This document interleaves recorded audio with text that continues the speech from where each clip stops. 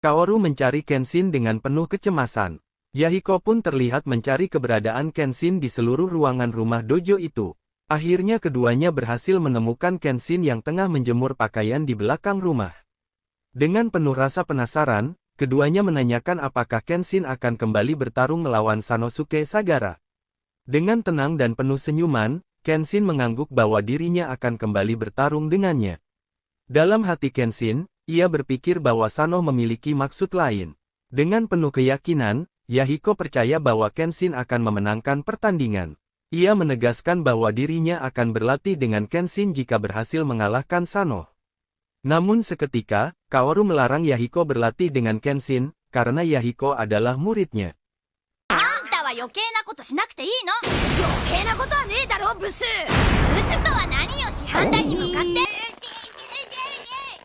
Alasan Kenshin menerima tantangan Sanoh, karena di dalam hatinya, Kenshin ingin mengetahui apa yang terjadi pada Sanoh di masa lalu, hingga menyebabkan ia begitu membenci imperialis.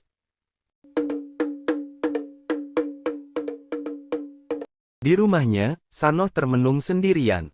Ia bukan memikirkan tentang pertarungannya dengan Kenshin, melainkan mengingat masa-masa dirinya saat berada di samping atasan yang diidolakannya, Kapten Sagara.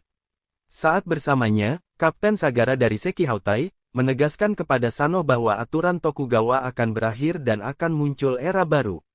Ia berharap di era baru yang akan datang, penindasan akan segera berakhir, dan semua orang tidak lagi membeda-bedakan satu sama lain.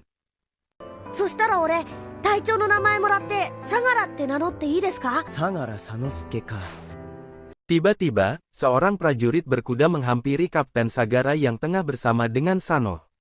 Ia adalah Tatewaki Shindo dari staf perwira untuk tentara pemerintah, memanggil Sagara, untuk bergabung dengan kesatuannya yang berada di Shimosuwa.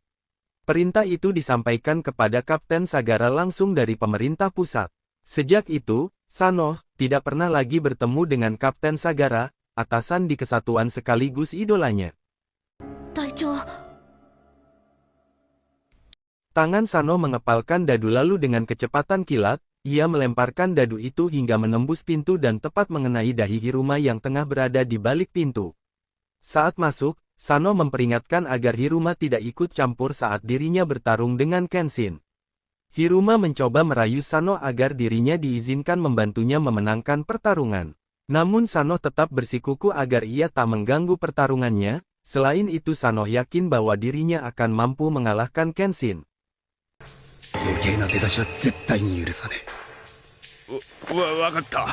Sanoh keluar rumah dengan membawa senjata andalannya, Zanbato. Untuk kesekian kalinya, Sanoh menegaskan bahwa dirinya tak peduli dengan dendam Hiruma kepada Kenshin, namun ia memperingatkan agar Hiruma tidak ikut campur saat pertarungan berlangsung.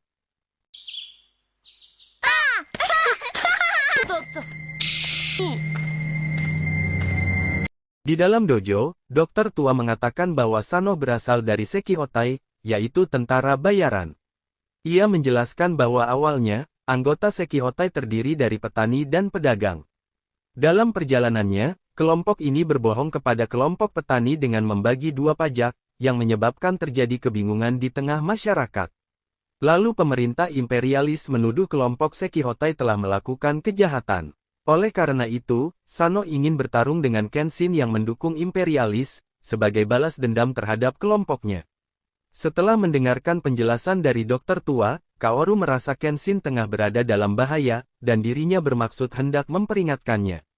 Namun belum sempat Kaoru memperingatkan Kenshin, Ayame dan Chan yang tadi bermain dengan Kenshin, menghampiri Kaoru dan mengatakan Kenshin telah pergi dengan orang yang membawa pedang besar.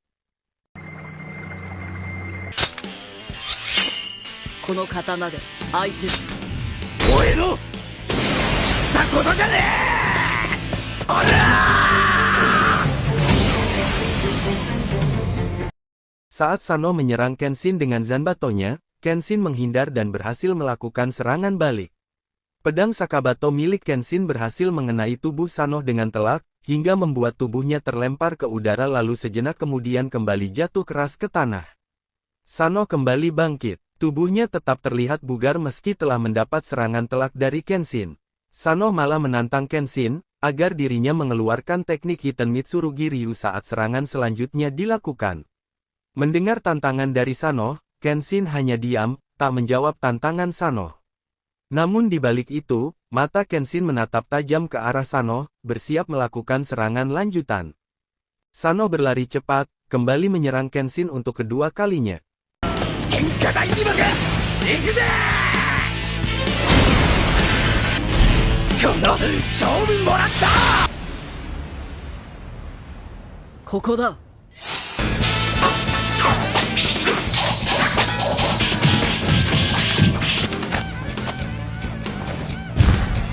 Setelah mendapat serangan bertubi-tubi dengan jurus Hiten Mitsurugi Ryu, akhirnya, Sano tumbang dan tak berdaya.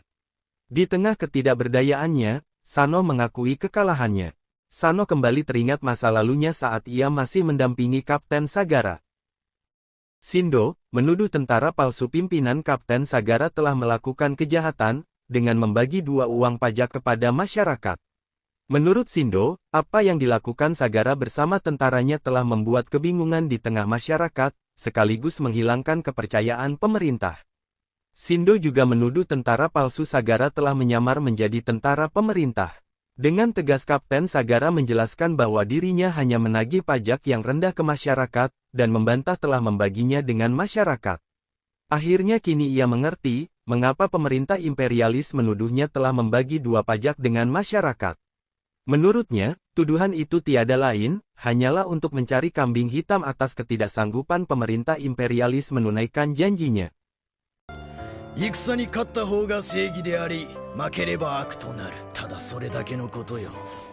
Menyadari tipu muslihatnya telah dibaca, akhirnya Shindo memberi sebuah isyarat. Saat layar di belakangnya terbuka, di sana sudah berdiri para tentara kerajaan dengan persenjataan modern yang lengkap. Kini, Kapten Sagara beserta anak buahnya telah dikepung dari berbagai arah. Lalu dengan satu isyarat dari Shindo, mereka mulai menembaki Sagara beserta anak buahnya tanpa ampun. Satu persatu tentara Sagara berjatuhan, akibat dari serangan senapan api. Meski Sagara mencoba melawan, namun karena persenjataan yang lebih modern, menyebabkan perlawanan mereka menjadi sia-sia. Dengan dibantu Sano, Sagara yang terluka mencoba menyelamatkan diri. Saat berada di sebuah jurang, Sagara mendorong tubuh Sano ke dalam air terjun, untuk mencoba menyelamatkannya. Sedangkan ia sendiri akhirnya mati, setelah tak kuat lagi menahan tembakan yang datang secara membabi buta. Meski Sano selamat dari kejaran, namun di hatinya mulai tumbuh kebencian kepada kerajaan imperialis yang telah menyalahkan Sekihotei dan membunuh semuanya. Dan itulah awal kebencian Sano kepada imperialis. Tiba-tiba Hiruma ikut campur dalam pertarungan dengan mengacungkan senjata kepada Kenshin, lalu menembaknya.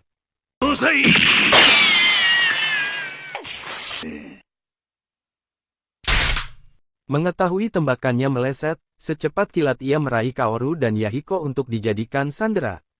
Saat menyandera, Hiruma mulai menodongkan senjata untuk kedua kalinya, dan menyuruh Kenshin agar tidak menghindar jika tak ingin kedua temannya celaka. Namun sebelum sempat Hiruma menarik pelatuknya, tiba-tiba, Zanbato milik Sano menghantam keras kaki Hiruma hingga membuat dirinya jatuh tak berdaya. Di tengah ketidakberdayaannya, Hiruma kembali berusaha untuk membuat Kenshin celaka.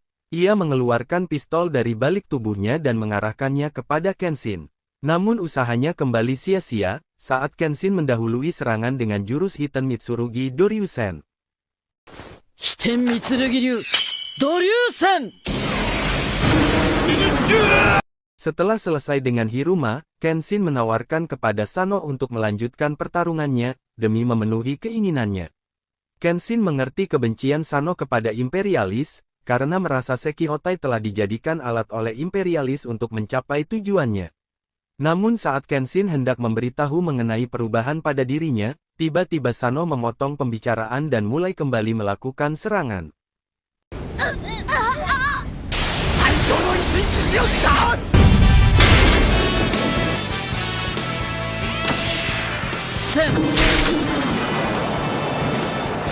Kenshin kagum dengan kekuatan yang dimiliki Sano.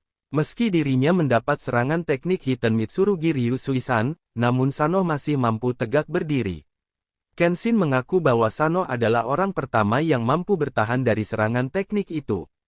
Saat Kenshin hendak meninggalkan Sano, mengira pertarungan telah usai, tiba-tiba Sano berteriak lantang, menilai bahwa pertarungannya belum selesai. Meski tubuhnya sudah tak berdaya, Sano bertekad demi Kapten Sagara dan Seki Hotai, ia tak akan kalah melawan Kenshin yang dianggap mewakili kaum imperialis. Mendengar pendirian Sano yang keras kepala, Kenshin menghampirinya dan memukulnya, mencoba untuk menyadarkannya.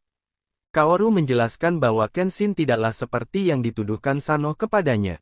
Menurut Kaoru, Kenshin menolak diberi jabatan tinggi oleh pemerintah imperialis, dan lebih memilih menjadi pelindung rakyat. Kenshin menegaskan kepada Sano bahwa perjuangannya belumlah selesai. Meski sekarang berada di era Meiji, namun masih banyak orang-orang lemah yang masih tertindas. Itulah sebabnya Kenshin memutuskan menjadi seorang pengembara, untuk melindungi orang-orang lemah dari penindasan. Jauh dalam hati Kenshin, ia percaya bahwa apa yang dilakukannya bisa mengurangi rasa bersalahnya, karena telah mengorbankan rakyat demi berdirinya era baru. Sano terkejut setelah mendengarkan penjelasan Kenshin. Ia tak menyangka Kenshin berjuang demi era baru dan memiliki tujuan yang sama seperti Kapten Sagara.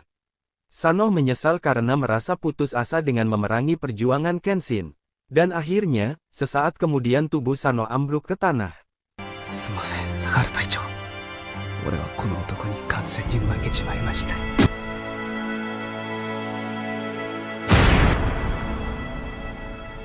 Beberapa saat berselang, Sano mendapatkan perawatan atas luka yang dideritanya saat melawan Kenshin. Kenshin menghampiri dan menanyakan keadaannya. Sano meyakinkan bahwa dirinya baik-baik saja. Dan yang paling membahagiakan dirinya, kini Sano telah memahami perjuangan Kenshin, dan memutuskan ikut bersamanya untuk berjuang melindungi orang-orang yang tertindas.